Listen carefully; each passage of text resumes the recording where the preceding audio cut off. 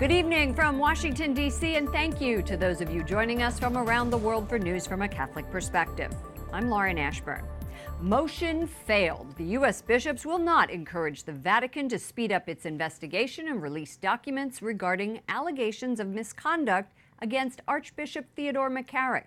The vote today, 137 noes to 83 yeses. Now, opponents of the motion say the Vatican is already investigating.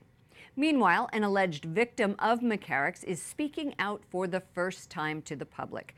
James GREIN first came forward this summer. Correspondent Wyatt Goolsby spoke with him one-on-one, and he joins us as the U.S. bishops are wrapping up their annual meeting. Good evening, Wyatt.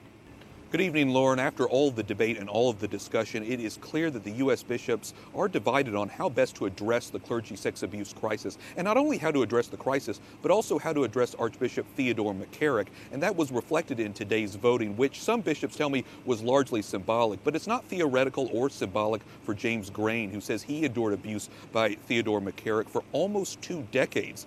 And the bishops, as the bishops discuss how best to address the crisis, GREIN says it's time for him and other survivors to step up.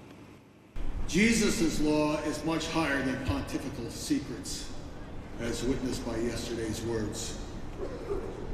It's not Francis's church, it's Jesus Christ's church. James GREIN got a standing ovation at a rally featuring survivors of clergy sex abuse this week in Baltimore. Catholics have been protesting the bishop's handling of the crisis. They're praying and holding signs outside the hotel where the bishops are meeting for their fall General Assembly. I caught up with GREIN and asked him to describe what Archbishop Theodore McCarrick did to him. Started in 1969, and he abused me for many years. In July, GREIN told the New York Times the former cardinal began abusing him at age 11. At the time, McCarrick was a priest in the Archdiocese of New York. GREIN says it lasted for 18 years. In June, McCarrick was removed from public office after credible accusations against him. He's currently living in a monastery in Kansas. Several bishops say the former Washington Archbishop's misdeeds loom large with the faithful.